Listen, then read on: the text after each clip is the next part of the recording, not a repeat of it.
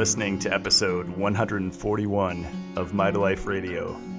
I am Matt Blackburn, and today this is a solo show. It's been a while.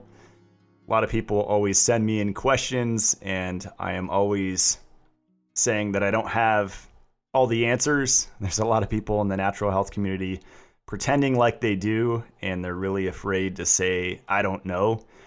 And I like saying I don't know. I actually prefer having more questions than having answers. That said, in the last 11 years, I have connected quite a few dots just through failure. And everything I speak out against today, I've done it. I've done the omega-3s, I've done the zinc supplements, I've done the ascorbic acid high dose. I've done the fasting, the keto, the low sugar, no sugar. I've done caloric restriction. So many different things that I've tried.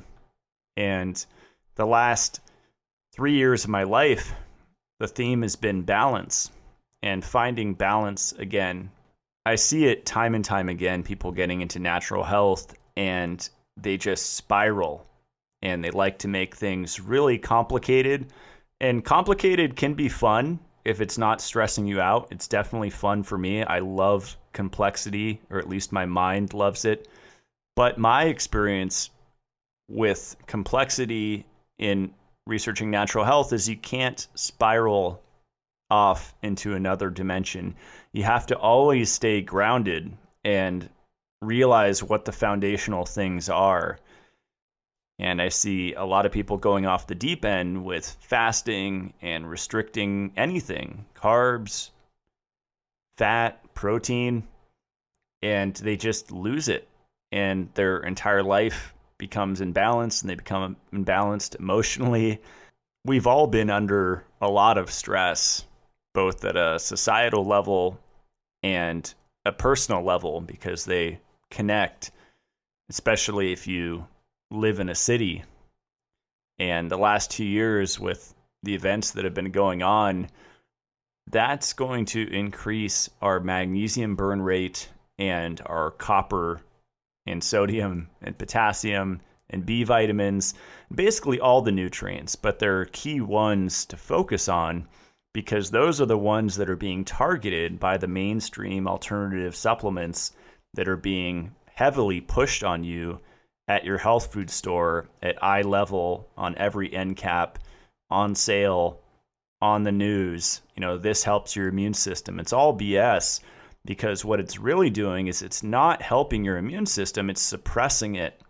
So you could have a temporary benefit with high dose ascorbic acid, which, look up Morley Robbins' information on Linus Pauling.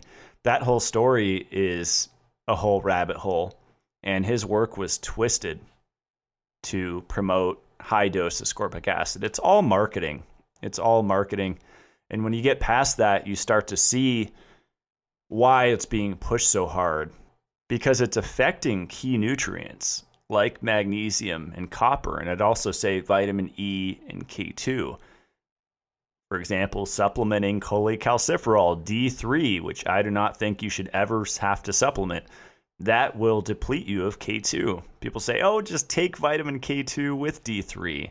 You have to take them together. Well, that's like saying, let's take fish oil and vitamin E together. It's going to cancel out all of the vitamin E, just like if you take omega-3, it's going to cancel out all of the vitamin E.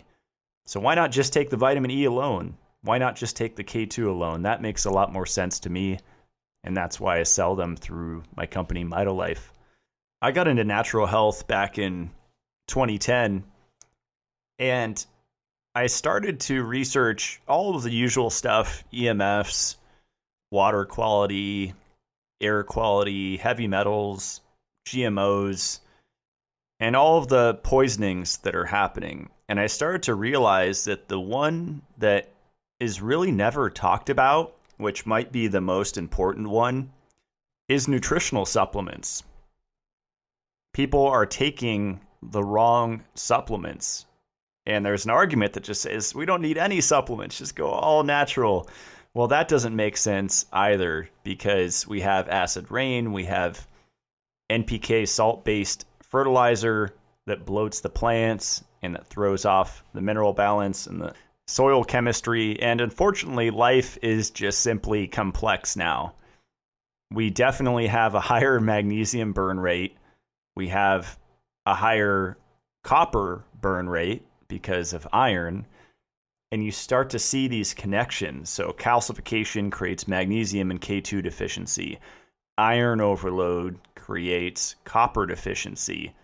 And everything else, magnesium, vitamin E, vitamin K2.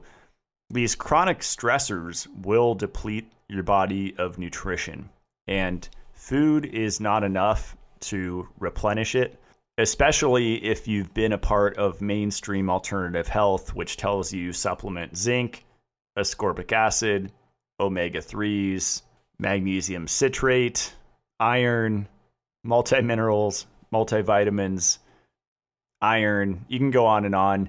A lot of the supplements that people are taking are creating immense imbalances.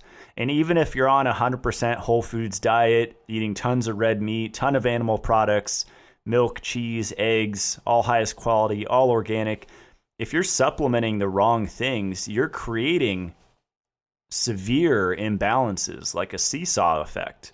And over time, that will lead to disease. We're understanding now that most chronic degenerative disease is a result of mitochondrial dysfunction. Look at the work of Douglas C. Wallace. He's over at the Children's Hospital of Philadelphia, and he is the director of the Center for Mitochondrial and Epigenomic Medicine. And if you want to talk about simple, how about you don't have enough energy that you're producing in your cells? How about the engines of your cells, the mitochondria, are not functioning properly? That really gets to simplicity because you have a lung issue. XYZ name that they gave you, that the doctor cast that spell on you. You have a lung condition called XYZ. How about the mitochondria in your lungs are screwed up? And we can go to the liver, we can go to the ovaries, we can go to the pancreas, we can go to the testes, we can go to the prostate, we can go to the thyroid, the heart. Everywhere. Everywhere requires energy. And I started the CLF protocol, stands for calcification, lipofuscin, and fibrosis.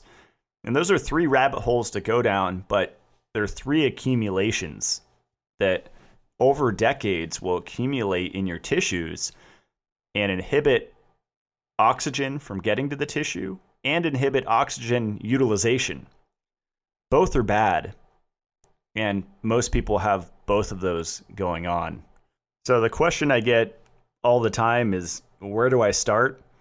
And without sitting down and talking with you one-on-one, I could say start with not skipping breakfast, start with not starving yourself, start with eating breakfast within 30 minutes to an hour of waking, eating frequently throughout the day, focusing on consuming carbs and protein, and that's animal protein with every meal. And if you're not sleeping well, forget the idea that you shouldn't eat right before bed. Try the opposite. Try eating right before you hit the bed and see how well you sleep. I've done it, and I was shocked at the results because it was the exact opposite that people said would happen. So it's really time to start questioning the mainstream alternative narrative of what they say is healthy, because there is an agenda there, just like conventional medicine to get you hooked on pharmaceutical drugs. The mainstream alternative health is no different. They want to get you hooked just as much on their program. And having you on a starvation diet where you're intermittent fasting and you're skipping meals and you have an eating window, that is very lucrative for them because you'll come to them for their keto fasting supplements. And these are multi-million-dollar companies. People don't realize potentially billions that is generated from these narratives. It's really wild. I think a lot of people have just never heard of Hans Selye and stress physiology and what stress does to the organism and how we buffer those stressors. And it's with sugar, it's with animal protein, it's with liver function, thyroid function, adrenal function. It all works together, but if you're starving yourself, you're not eating sugar or animal protein or both, then you are, by definition, physiologically stressed, even if you don't look it on the outside. You can have a six-pack abs, you can be shredded. And that's where a lot of people get caught up, is they look at these health gurus and they just look at the outer appearance and they think, oh, they must be doing it perfectly. But you don't know what they're injecting. You don't know what they're doing behind the scenes. And this is advertising 101, right? Marketing. Just put a sexy model up there and everyone will buy the product or the program. So let's get out of that. Let's get back to balance. Let's get back to logic. Focus on relationships between nutrients. What's going to happen if I supplement zinc picolinate? Well, I'm going to deplete my copper because those two nutrients are connected. And if I'm not eating beef liver or oysters or whole food vitamin C, I'm really going to tank my copper. And without copper, I know that I can't activate my oxidase enzymes, more than 30 enzymes that are copper dependent. That means I can't utilize oxygen. And that's a really big deal because oxygen is the terminal electron acceptor. It's magnetic. It's what pulls the electrons across the electron transport chain to make energy, ATP. You have to have oxygen. And to use that oxygen to dice and slice it up, you need copper. So iron, as Morley says, is like the dumb waiter carrying oxygen around your body, hemoglobin. But copper is the chef that chops it up. And there's this seesaw with iron and copper. Just like there's a seesaw with PUFA, polyunsaturated fatty acids, like omega-3s and omega-6s, and vitamin E. So the more PUFAs you have, the less vitamin E you have. Just like the more iron you have, the less copper you have. I feel like if people could just get that little piece, the seesaw effect of supplementation, they would see massive results. And people message me their testimonials from taking the Mitolife products and doing the protocol, and they blow my mind because they're often really fast. And there's a lot of context, with how long it's going to take to recover. I remember when I first started taking Shilajit, I was just taking tiny amounts and putting it in my raw chocolate when I was raw vegan. And I was barely consuming Shilajit, or if I was, it was infrequently. And I really didn't get that red pill matrix effect until I started dosing it daily, consistently, for years. And this is very individual. Some people will take 5 of my Panacea tablets and get a huge head rush, and others will take 5 and feel nothing. And for those that are non-responders, it might take months or it might take years. But if people don't feel a supplement, I think it's hard to stay consistent. So I would research it. And don't just focus on fulvic acid. The book called Shilajit in Perspective by Gosel is a really good read. It's kind of a hard book to find. But like whole food vitamin C, Shilajit is a complex of a bunch of things. And a lot of companies now are just marketing, just like ascorbic acid is to vitamin C, they're marketing fulvic acid and humic acid as the most important components of Shilajit, and they're not. The whole is more important than the parts. So that's a little crash course into my work and what I share. If you want to learn more, you can go to the Mitolife Academy on YouTube. And I share 4 videos a month. And then I have a private Q&A once a month where I talk about the latest things that I'm trying and realizations. And we just get to connect on there, which is really fun. But I'm going to try something different with this solo show. Instead of having a topic or a theme, let's just do rapid fire questions that you guys sent in on my Instagram. A bunch of people asked about prepping. And I'm more of a fan of skills rather than stockpiling. And there's a couple types of preppers. Well, there's multiple types, but two main types are the nomad, so kind of like the Book of Eli type, or two is the homesteader, which is me, which is have a home base, a fortress that you can sit and defend instead of roaming around, which is a lot more dangerous than staying put. So I'm a big fan of solar, of getting off grid, or at least semi off grid, doing your best there. Moving out of the city is ideal, or at the least to the outskirts of a city instead of in the center. And really learn how to gather water, how to hunt, how to identify plants in your area. And beyond all that, if you want to stockpile, bee pollen and raw honey are the best things. You could live on those. If you have milk in the mix, you could live on that pretty much indefinitely.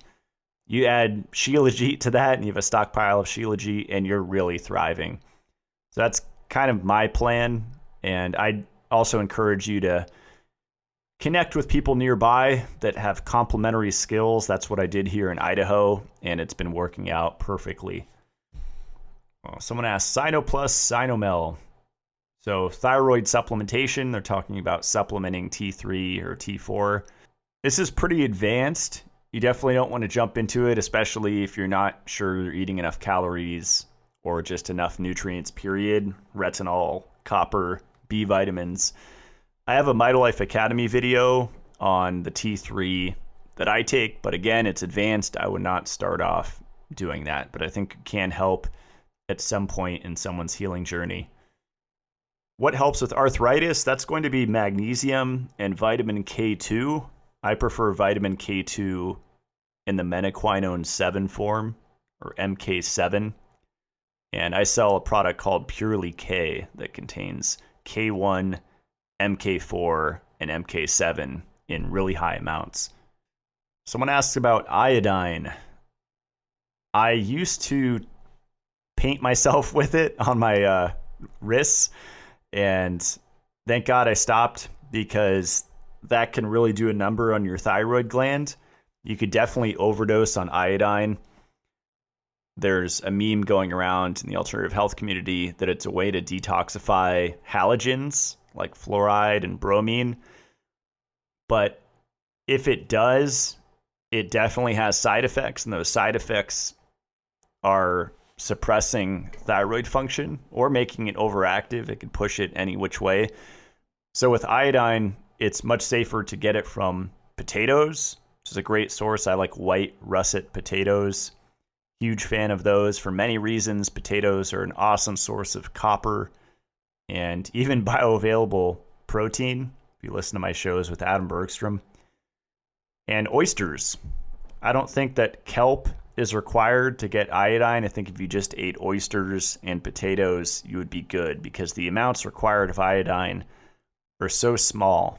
I think people get caught up on thyroid hormone being a combination of the amino acid tyrosine and iodine. And, oh, that means we have to bump up our tyrosine intake and iodine intake, and that'll fix our thyroid. No, that can actually cause more issues. So for thyroid function, you really want to focus on liver function, because it's the liver that converts 90% of inactive T4 to active T3. And the liver loves sugar, animal protein, and by sugar I mean carbohydrates. You use those synonymously. Can be white sugar, potentially. It likes that, animal protein, vitamin E, vitamin K2, retinol, and choline. That's what the liver loves. And it does not like PUFAs or omega-3 DHA, because that gives it fatty liver disease. How to poop well without oats. I would just increase fiber intake in the form of cooked mushrooms, bamboo shoots, and or the raw carrot. The raw carrot has been really beneficial for me if I ever have issues there, loose stools, just increasing my fiber helps a ton. Next week's episode is actually going to be all about gut health. If you're constipated, I would make sure you have magnesium coming in. Philosophical question here: how to cope with the future? Your religious, spiritual views. So before I got into health, around 2005, I was introduced by my Aikido sensei to a documentary called Zeitgeist. And that threw me for a tailspin. And I went down a ton of rabbit holes, which eventually led me to natural health and optimizing the human body. Because I think a big part of the agenda, and we've seen this the last couple of years, is to distort people's view of reality, of what's normal, right? The new normal. And how we perceive reality is via our nervous system. So lately, I've been getting back into Itzhak Bentov. I read his book called Stalking the Wild Pendulum on the Mechanics of Consciousness several years ago. And it planted some really deep seeds in my mind that are just now beginning to sprout. And he has a great lecture on YouTube that I'll link below. He passed away, but his concepts were really advanced because he used science to talk about consciousness in the context of the nervous system, light, sound, and vibration. And he talks about the body in terms of oscillating systems.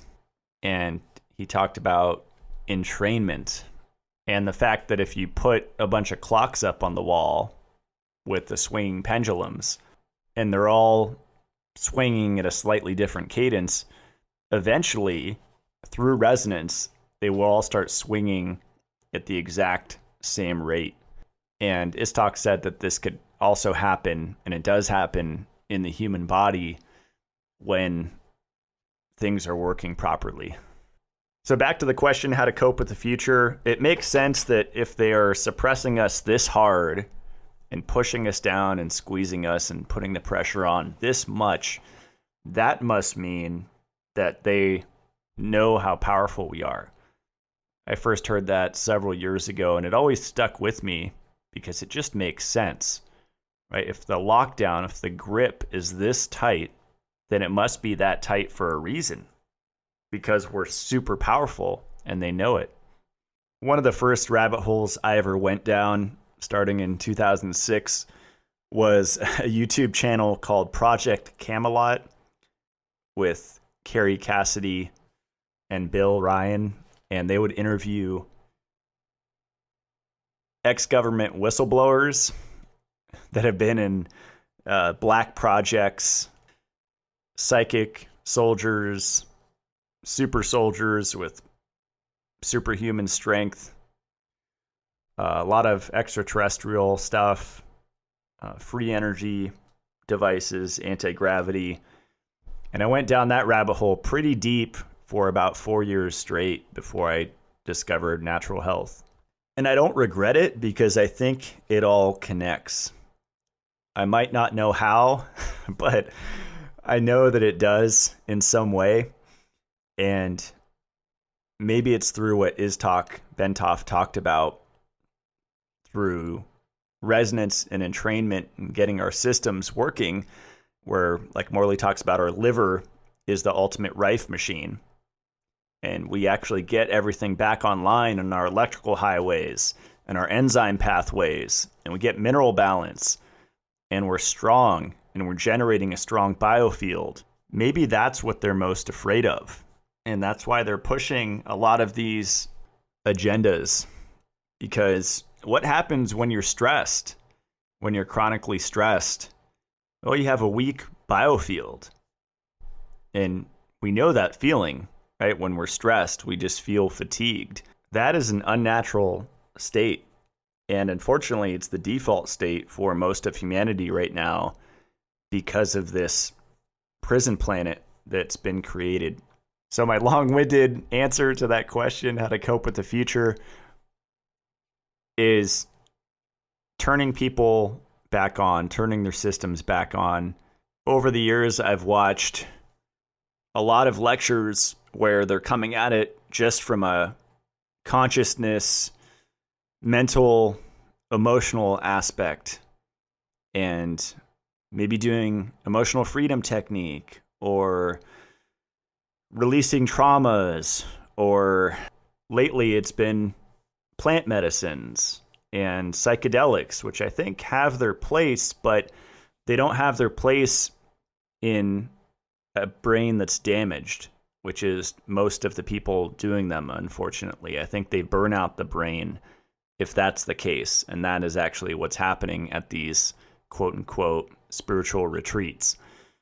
So the thing that gives me the biggest hope for the future is that if we can actually get our physical body functional and give it what it needs and take away what it doesn't, then everything will fall into place.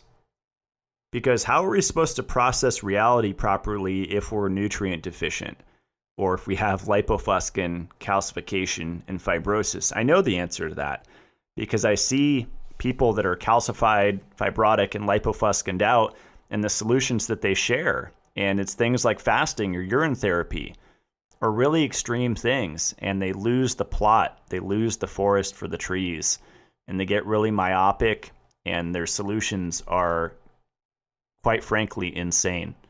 Someone asks, I'd be interested in different meals that you eat or recommend besides liver, carrot salad, and pancakes. Yes, the carrot salad is not meant to be a meal. That could be a side with your meal. I like eating it on its own. That's an individual thing that you have to experiment with. Pancakes are awesome. I eat those about once a week. I'm a big fan of eggs. I eat sunny side up eggs pretty much every day, at least 3, sometimes more. I love steak. I grill up grass-fed, grass-finished top sirloin on my grill almost every day with lump charcoal. I'm actually going to have one after this show, and that's one of the most satiating things for me. It feels like it's really grounding, and it carries me for several hours. Big fan of potatoes as well, and I think pasta, if that can work for you, once or twice a week. I think the problem is that we get so into restricting that the amount of foods that we can eat get smaller and smaller and smaller. And that's a problem because then you'll undereat calories. And so there's kind of like an importance of priorities. And to me, one of the most important ones is just to eat enough. And I'm guilty of it. I think we've all been there where you just skip meals and sometimes you can't help it and it just happens. When I moved from the old house to this new one here in Idaho, I was living on homemade gummies for several days. Not alone, but I was eating quite a few of those. That's a good segue into snacking. Before I started working for myself about 4 years ago, I was always driving. I was always on the go, and I was gone for most of the day away from home, working several jobs. And I learned to bring a cooler with me with an ice pack or several. And if I were to do that now, my go-tos would be raw goat milk.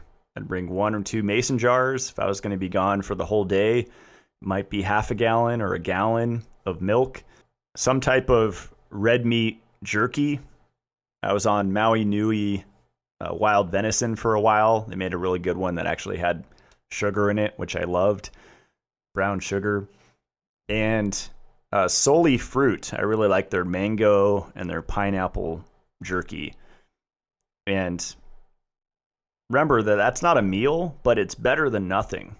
And so there have been several times this year where I just hadn't eaten for hours and something's going on, maybe something came up, and I would go to those to hold me over until the next meal. And remember, that's like throwing kindling on the fire or paper. It's going to be a quick flash and a quick burn for your metabolism, but it's better than no burn. And then when you could actually sit down and have a substantial meal, that's when you're actually putting logs on the fire that will sustain you for a long time. All right, I'm giving really long-winded answers to all these questions, so we're probably not going to get to most of them, but at least I have material for future solo shows. Someone asked me about libido, how to improve it. So I love the 3 H's concept: happy, hungry, and horny, because I think a lot of people get focused on labs and they send me them all the time. And for one, they're reading the wrong markers, or they're not looking at the right ones, or they're not looking in the right place. So labs are pretty close to useless, and the 3 H's are a much better metric. And most people, when I ask them, they know immediately, and they know which of the H's they have. And you don't have to get your blood drawn. You don't have to wait for results. 3 H's, it's an instant assessment of your health. Do you have them? So a lot of people are missing the libido one. So it could be any one of these things or all of them. Not eating enough carbohydrates, not eating enough calories, not eating enough animal protein, or being chronically stressed, which is probably the most common reason why people don't have a good libido. Because if you have elevated cortisol chronically, then you're going to have a suppression of your master hormones. Lately, I've been looking at oxytocin again. I made a Mitolife Academy video about supplementing it, and I recently bought a really good book on it. And as it turns out, oxytocin will buffer stress, and vice versa. Stress will suppress oxytocin. And it's kind of a vicious cycle, because oxytocin, we know, is created from hugging, kissing, intimacy, all the things that people that are chronically stressed tend to avoid. So I think to get the ball rolling with libido, it's just making sure you're eating enough. If you have to open up Chronometer and start counting your calories, making sure you're getting enough carbs, enough animal protein. Shilajit is one of those shotgun approaches. I've had endless messages from couples thanking me because their sex life was completely restored when one of the partners that had no libido started taking Shilajit. Shilajit's a rich source of potassium, magnesium, calcium, and tons of trace minerals that we don't get in our food. And all of those minerals buffer stress. So I can see how that can allow the libido to come back up, because stress creates mineral dysregulation. Stress will deplete you of magnesium, potassium, sodium, calcium, really all of them. And so just to start putting minerals back in your system, the right form, the right ratios, that can really switch everything back on. Okay, someone asks, why do people say that sugar feeds cancer? And this one spun me out for quite a few years and made me consume disgusting things like monk fruit, stevia, and other fake sweeteners, which are anti-fertility agents. So people talk about this because of social media memes about the Warburg effect and the observation that Otto Warburg made about glucose and tumors. So this goes along with the programming that sugar causes diabetes instead of excess free fatty acids, aka PUFAs, cause diabetes, which is the truth. The real issue occurs when glucose can't be oxidized, and that's caused by a reduced mitochondrial NAD to NADH ratio. and that will increase fatty acid oxidation and synthesis. And so that will perpetuate the cycle, increasing the production of lactic acid and inhibiting the utilization of glucose. So once again, whether it's cancer or diabetes, it's not sugar that's the problem. It's free fatty acids in excess, especially when they're derived from PUFAs, polyunsaturated fatty acids, which have a lot of harmful effects on the body.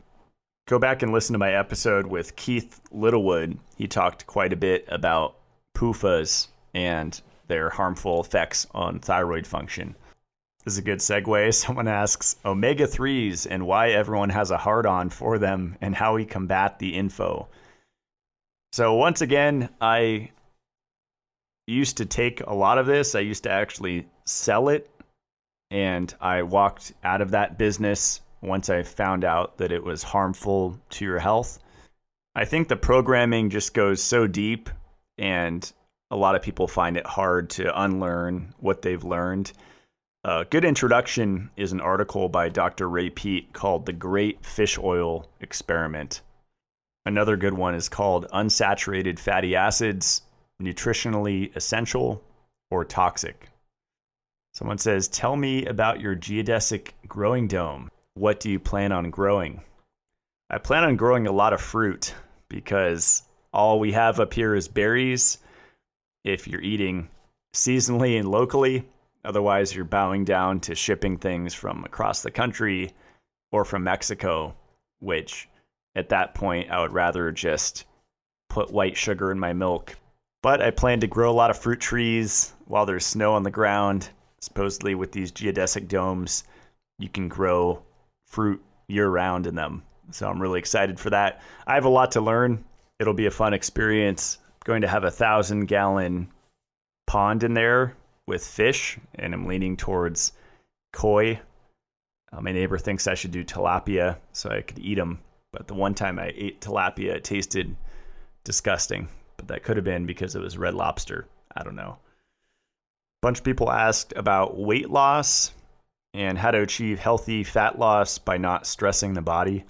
I think once you heal the metabolism, the body will balance out at its ideal weight. There's a lot to be said about body dysmorphia and the effect that movies and magazines have on us, seeing all these models with six-pack abs and they're shredded and they're lean. A lot of people actually could benefit from gaining more weight, especially women. But whatever your reason is, if you think that you have some weight to lose, I would say heal your metabolism, support your metabolism with food frequency, carbs, animal protein, mineral balance. And then you could start looking into things like far infrared sauna and proper exercise.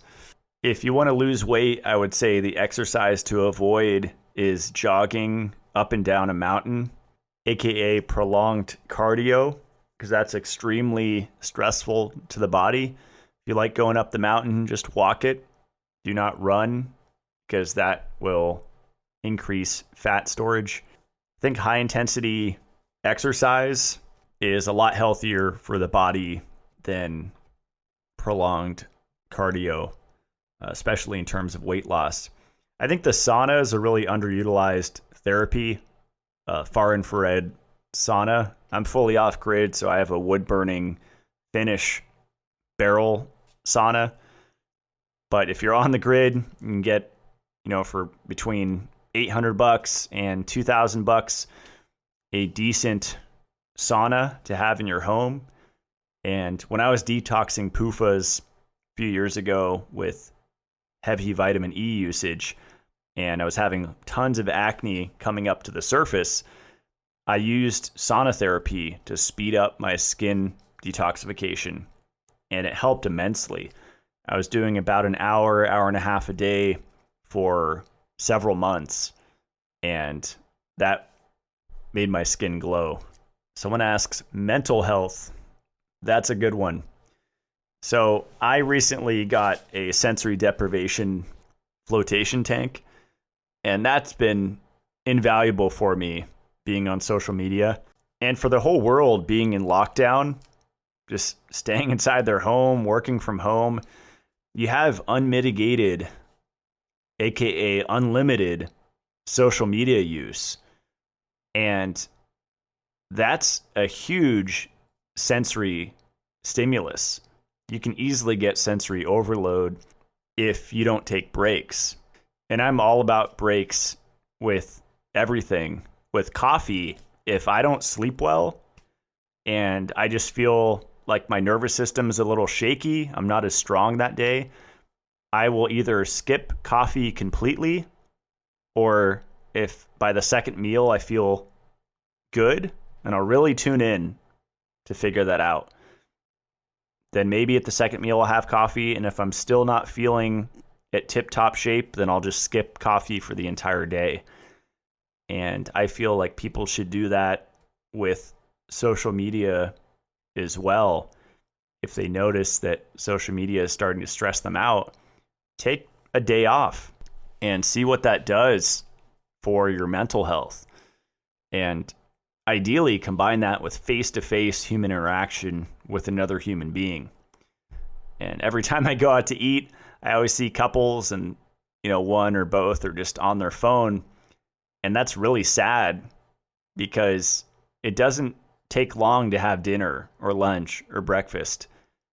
Yet you're looking down at the screen instead of looking up at another human being's face.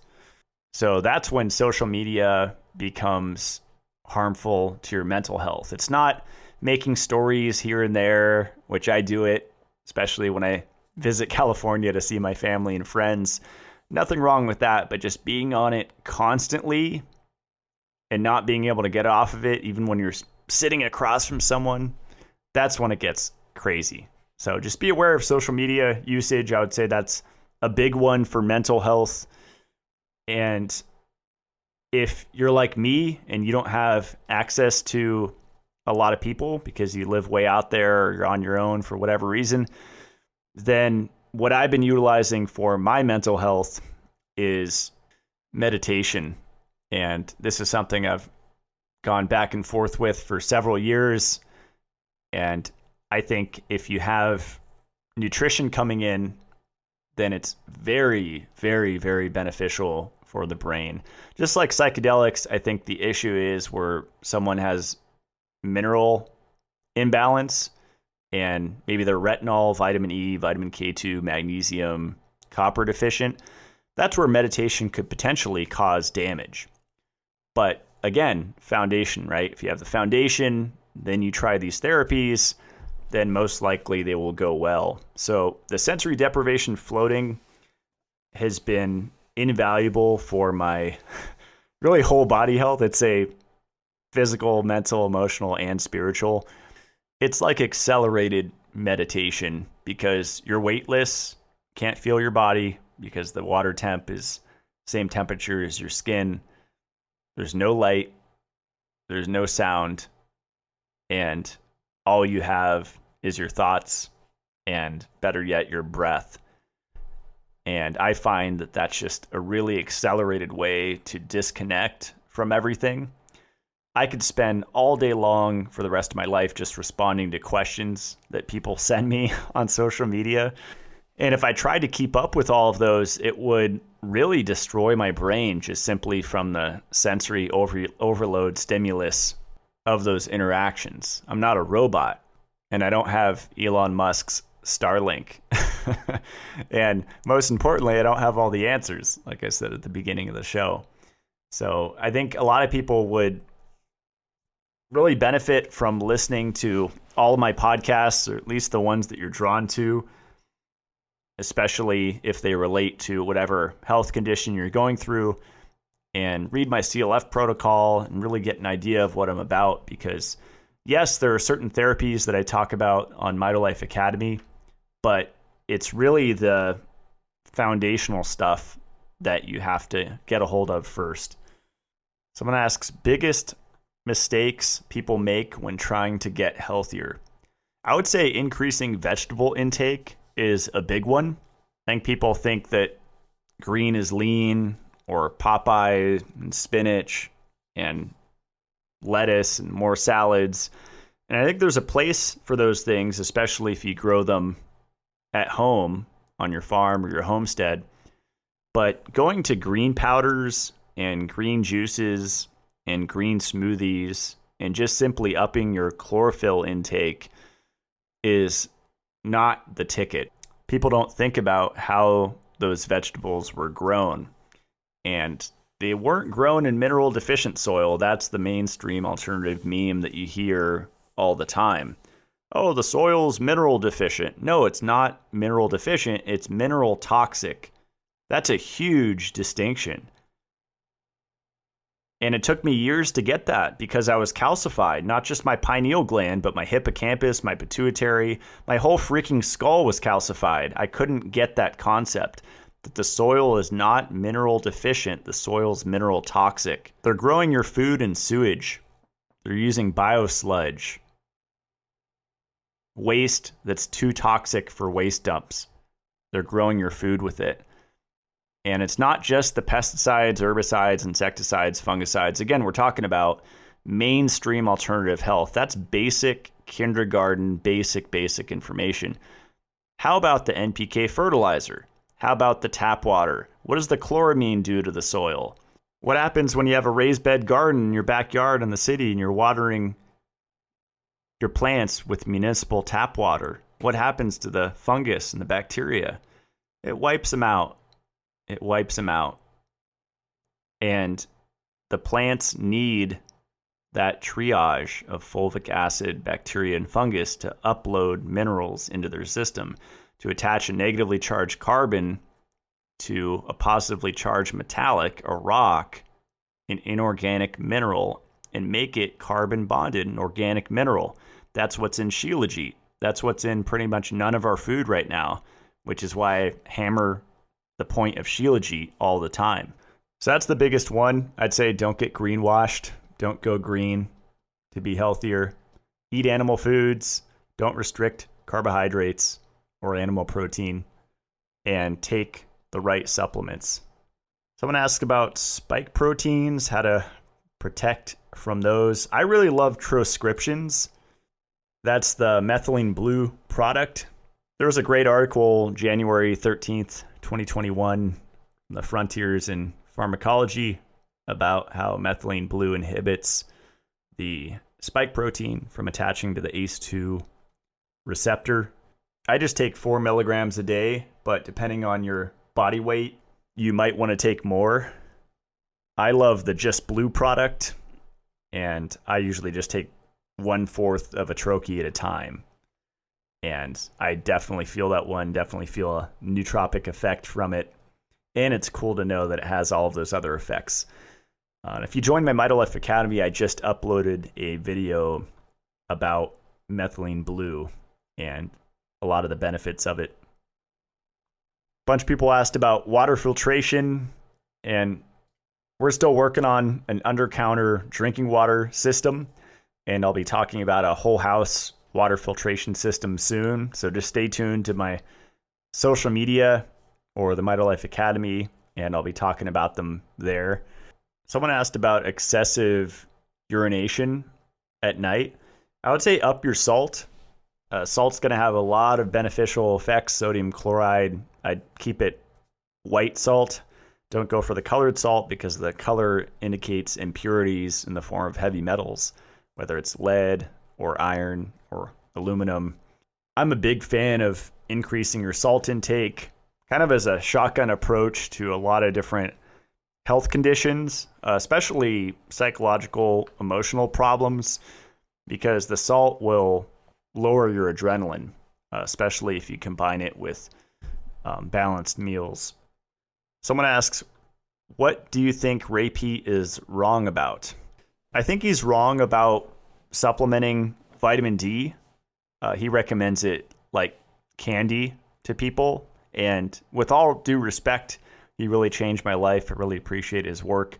And I think it's a beautiful thing that I don't agree with 100% of what my mentors say. And it didn't used to be like that. I remember in the past, I would try to agree with 100% of their message, and I don't think that's really healthy anymore. I think it's good to take the best from different people and to not put anyone on a pedestal and take every word that they say as gospel. All that said, I think he's wrong about serosteroid hormone D. I think supplementing D3 as cholecalciferol causes harm. I think it depletes liver retinol, depletes your potassium, depletes your copper, your magnesium, your vitamin K2, because when you take D3, that increases your requirements for carboxylation. So vitamin K requirements go up, and people are already deficient in that because they're already calcified and magnesium deficient.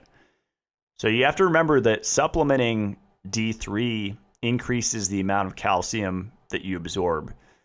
And when you marry that with the whole spring water movement and the hard water movement, and 9 times out of 10, when I go to someone's house that's quote unquote healthy and quote unquote woke, they have a Berkey water filter. I've seen it over and over and over again. And guys, Berkey is hard water. It's good for an emergency if, something like the Texas event happens and the power goes out for a while. Yeah, find a swimming pool, pour some buckets of water in that thing, and you can drink it. But it's not your everyday drinking water. That is a last resort emergency system, the gravity filters. Doesn't remove the hardness out of the water. And a lot of the hardness in those mineral waters, the spring waters, the carbonated waters you buy at the store, they're chock full, pun intended, of calcium. Tons and tons of calcium. And it's rocks that accumulate in your tissues. And that'll deplete magnesium. And when you deplete magnesium, you turn off at least 3,700 enzymes in your body. There's about 9,000 that run your body. So you just turned off 42% of your enzymes with the calcium bomb. And then you're going to supplement D3 at the same time. And you're just hypercalcifying your entire body. So I believe you should throw your vitamin D supplement in the trash and just take vitamin K2 instead. Someone asks, what are you learning about off-grid living?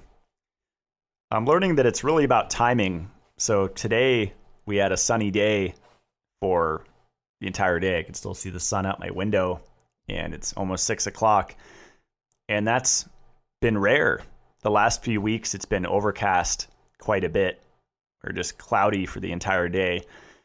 And those are days where I had to run my generator. That's the backup that I have up here.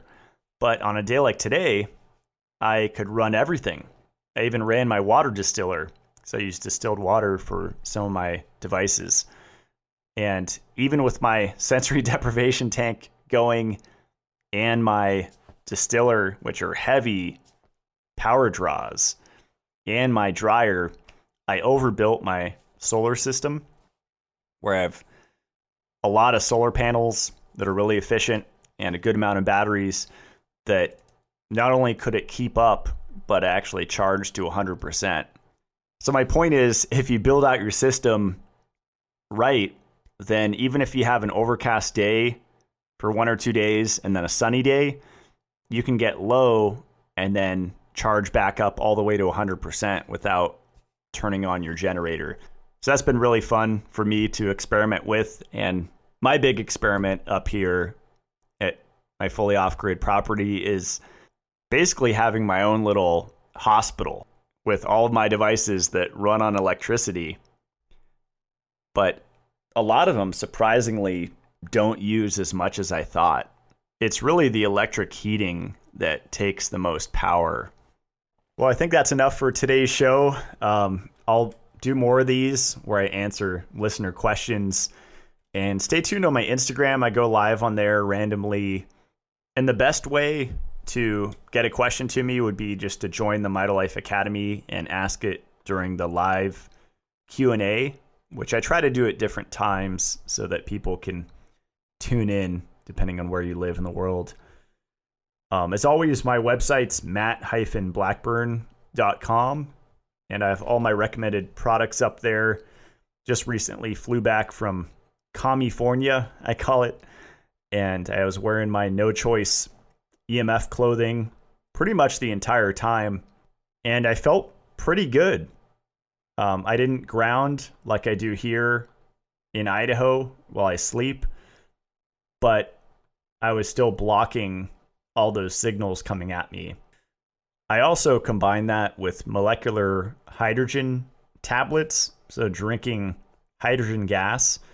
On my website, if you scroll way to the end on the last page there, you'll see vital reaction hydrogen tablets, and I'll do 1 or 2 of those a day in a glass when I'm in a population dense, EMF heavy area. And the combination of that and the EMF blocking clothing, I feel amazing. And I don't feel like I'm getting hit as hard by endocrine and immune system from all those EMFs. And as I mentioned earlier in the show, the transcriptions is another thing that I utilized when I was down there. Usually just 4 milligrams once a day did it for me, but you could experiment with more. You're not supposed to take more than 16 milligrams in a day, according to the human studies that have been done on it. But that's also a brain protective agent because it's an electron donor. So that's improving energy production in your brain. And if your brain's producing enough energy, then you could resist better the EMFs. And then my supplement brand's called Mitolife, and appreciate your patience if you've been ordering my products for a while. Been out of about half of the product line for quite a while. Just the world events have been making everything a lot more complicated. But pretty soon the vitamin E will be back. That's scheduled to be back middle of next week. And the Shilajit as well. So that'll be like the 21st, 22nd, 23rd window when both the Shilajit and the vitamin E will be back in stock. And then the Dissolve It All, that's been a real headache, but that will be back mid-October. So thank you for your patience with that. And I know that's a key part of my CLF protocol. But until then, I would say just get consistent massages, and magnesium and vitamin K2 and Shilajit combined with massage is an amazing combo. That'll really help to dislodge accumulations in your tissue and break things down. So this was a fun episode for me. Thank you for sending in your questions. I'll do it again, maybe once a month or so. And I will see you next Friday. Stay supercharged.